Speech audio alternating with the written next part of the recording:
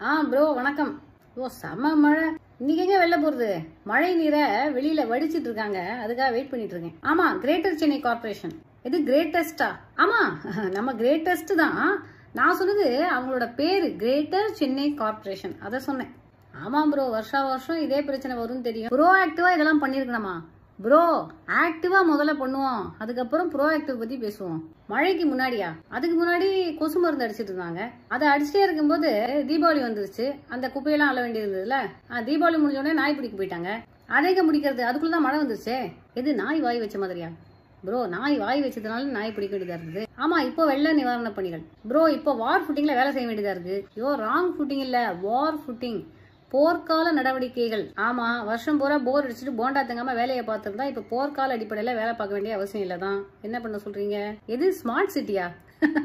இந்த சிட்டில நம்ம எல்லாம் வாழ்ந்து பொழைச்சி வீடு திரும்பி வரத்துக்கே ஒரு ஸ்மார்ட்னஸ் தேவைப்படுதுல. அதனால மக்கள் நம்ம எல்லாரும் ஸ்மார்ட்டா இருக்கிறதுனால இதுக்கு ஸ்மார்ட் சிட்டின்னு பேர் வச்சிருக்கோம். இன்னைக்கா எனக்கு ஒரு சின்ன வேலை இருக்கு. முகலிவாக்கம் வரைக்கும் போயிட்டு ஒரு கான்ட்ராக்ட் சைன் பண்ணணும். இப்ப கிளம்பினேன்னா ஒரு 13 மணி நேரத்துல போயிடுவேன்னு நினைக்கிறேன். அங்க 10 நிமிஷம் வேலை தான், முடிச்சுட்டு திரும்பி வர்றதுக்குள்ள நாளைக்கு காலையில ஆயிடும். நீங்க எங்க அடையாறுல இருந்து வேலை விஷயமா வலசரவாக்கம் போனோமா? அப்ப ஆர்காட் ரோட் தாண்டி தான் போனோம். அப்ப இப்ப கிளம்பினீங்கன்னா நாளை மறுநாள் காலையில வீட்டுக்கு வந்துருவீங்க. அதுக்குதான் paste, brush, wet tissue, towel, face wash இதெல்லாம் கார்லயே எடுத்துட்டு போயிடுங்க. எது பப்ளிக் டாய்லெட்டா? எங்க பப்ளிக் இறங்கி யூஸ் பண்றதுக்கு பேர் பப்ளிக் டாய்லெட் நினைச்சீங்களா?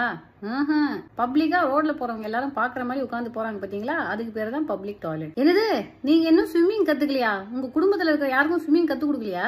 என்ன ப்ரோ, சென்னையில வாழணும்னா என்ன ஸ்கில்ஸ் எல்லாம் தேவைன்னு முதல்ல நீங்க கத்து வச்சுக்க மாட்டீங்களா? எது அடுத்தவனை ஏமாத்த தெரியணுமா? அதெல்லாம் ரெண்டாவது, முதல்ல ஸ்விம்மிங் தெரியணும். நான்லாம் 2015லயே கத்துக்கிட்டேன். 2023 வரைக்கும் ஹெல்ப் பண்ணுது. ஐயோ ப்ரோ, இதெல்லாம் நம்ம பேசவே முடியாது.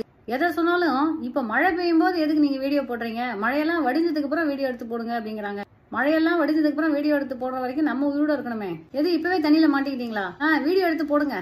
நீங்க Facebookல இன்ஸ்டாகிராம்ல எல்லாம் போட்டா மினிமம் 100 பேர் லைக் போட்டுருவாங்க. அப்போ அடுத்த வருஷம் ஆனா 90 பேர் தான் போடுவாங்க. ஆமா, அதான் வருஷ வருஷம் 100ல 10 பேர் வெள்ளத்துல போயிடுறாங்களே.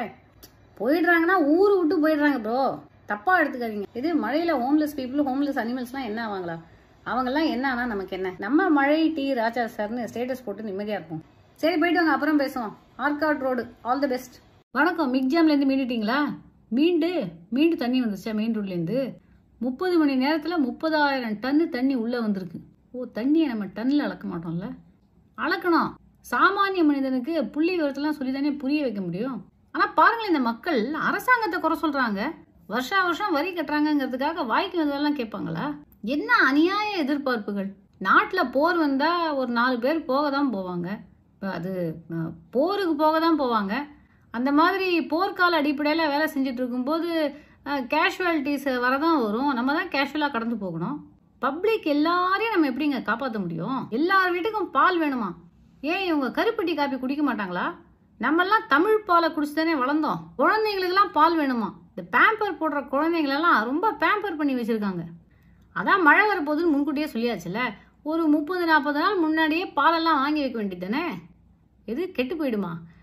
எல்லாத்துலயும் குறை கண்டுபிடிச்சிட்டே இருங்க நீங்க. அப்புறம் வேளா வேலைக்கு சாப்பிடணும்னு எதிர்பார்க்குறாங்க. பிரெட் வேணுமா, பன்னு வேணுமா? சோறு பொங்கி சாப்பிட மாட்டாங்களா? சோறு பொங்குறதுக்கு தண்ணி வேணும், அப்புறம் சாப்பிட்றதுக்கு காய்கறிலாம் வேணும்ல. மனுஷன் 21 நாளைக்கு சாப்பிடாம உயிர் வாழலாங்க. இது தெரிய மாட்டேங்குது அவங்களுக்கு.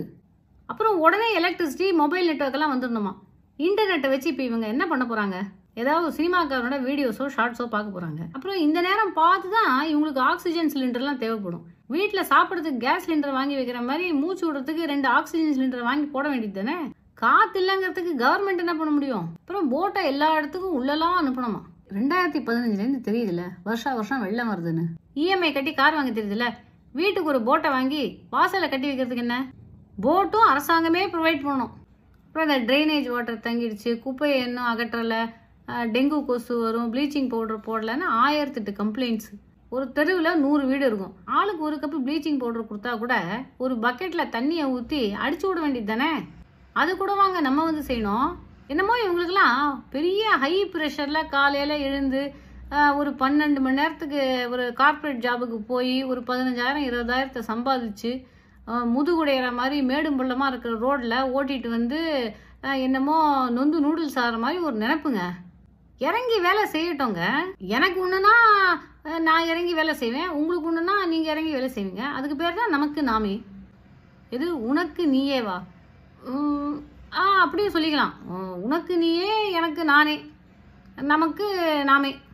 எது மழை நீர் வடிகால் திட்டமா? வீட்டில் ஒரு 1000 ரூபாய் கொடுத்தாலே வீட்டம்மா ஏதோ ஒரு கூதல் பண்ணி எதையோ ஒரு தப்பா செலவழிச்சு விட்ரும். கோடியில் டீல் பண்ணும்போது கரெக்டாக எப்படிங்க ஸ்பெண்ட் பண்ண முடியும்? அங்கங்கே செதறாதா? எத்தனை கோடியா இருந்தா என்ன? ஒருத்தருக்கு இத்தனை கோடி, இன்னொருத்தருக்கு அத்தனை கோடி, வேற ஒருத்தருக்கு அத்தனை கோடி. எல்லா கோடியும் ஒரே கோடி தான், எல்லா ஃபண்டும் ஒரே ஃபண்டு தான். ஏன்னா பணம்னு வரும்போது எல்லாரும் ஃப்ரெண்டு தான். எத்தனை கோடியா இருந்தா என்ன? நீங்க நிற்கிறது தெருக்கோடி தானே. எல்லா கோடியும் ஒரே கோடி தான், உங்களுக்கு கிடைக்காத கோடி. அப்புறம் இந்த மீடியா என்னங்க எப்பயுமே நம்மளையே கேள்வி கேட்டுட்டு இருக்கான். மற்றவங்களாம் போய் கேள்வி கேட்க வேண்டியது தானே. நம்ம தான் ஆட்சியில் இருக்கோம்ல, நம்மளை தான் கேட்பான். நீங்க என்ன புதுசா சோஷியல் மீடியாவில் கேள்விலாம் கேட்குறீங்க? உங்களை திட்டிருப்பாங்களே. உங்களை மட்டும் இல்லை, உங்க வீட்டில் இருக்கிற பெண்கள் எல்லாரையும் திட்டினாங்க.